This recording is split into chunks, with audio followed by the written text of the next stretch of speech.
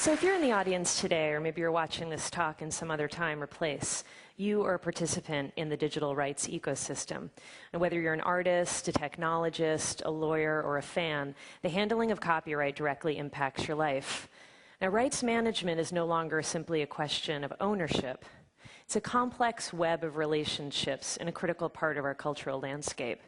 Now, YouTube cares deeply about the rights of content owners, but in order to give them choices about what they can do with copies, mashups, and more, we need to first identify when copyrighted material is uploaded to our site. Let's look at a specific video so you can see how it works. 2 years ago, recording artist Chris Brown released the official video of his single, Forever. A fan saw it on TV, recorded it with her camera phone, and uploaded it to YouTube. Now, because Sony Music had registered Chris Brown's video in our Content ID system, within seconds of attempting to upload the video, the copy was detected, giving Sony the choice of what to do next. But how do we know that the user's video is a copy? Well, it starts with content owners delivering assets into our database, along with a usage policy that tells us what to do when we find a match. We compare each upload against all of the reference files in our database. Now, this heat map is going to show you how the brain of the system works. Here we can see the original reference file being compared to the user-generated content. The system compares every moment of one to the other to see if there's a match. Now, this means that we can identify a match even if the copy uses just a portion of the original file, plays it in slow motion, and has degraded audio and video quality. And we do this every time that a video is uploaded to YouTube, and that's over 20 hours of video every minute. When we find a match, we apply the policy that the rights owner has set down. And the scale and the speed of this system is truly breathtaking. We're not just talking about a few videos. We're talking about over 100 years of video every day between new uploads and the legacy scans we regularly do across all of the content on the site. And when we compare those 100 years of video, we're comparing it against millions of reference files in our database.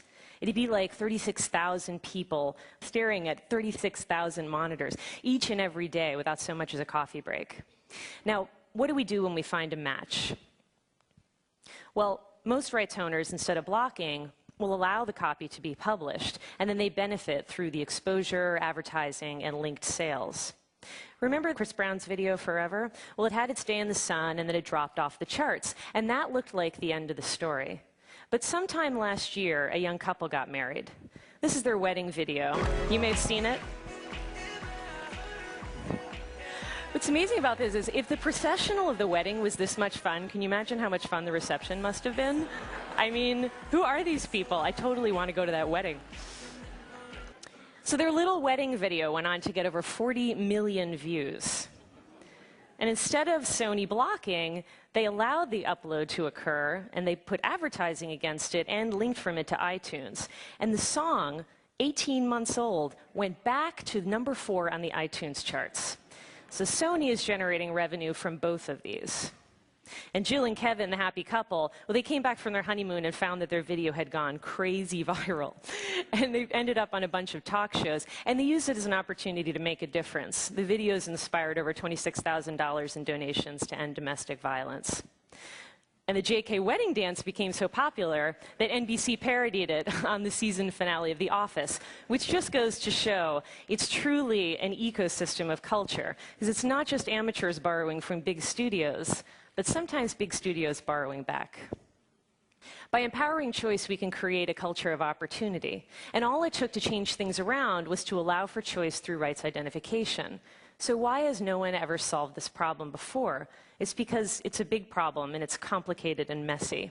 It's not uncommon for a single video to have multiple rights owners.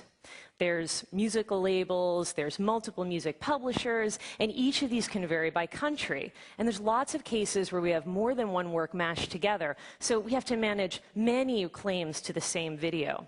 YouTube's Content ID system addresses all of these cases, but the system only works with the participation of rights owners. If you have content that others are uploading to YouTube, you should register in the Content ID system, and then you'll have the choice about how your content is used. And think carefully about the policies that you attach to that content. By simply blocking all reuse, you'll miss out on new art forms, new audiences, new distribution channels, and new revenue streams. But it's not just about dollars and impressions. Just look at all the joy that was spread through progressive rights management and new technology. And I think we can all agree that joy is definitely an idea worth spreading. Thank you.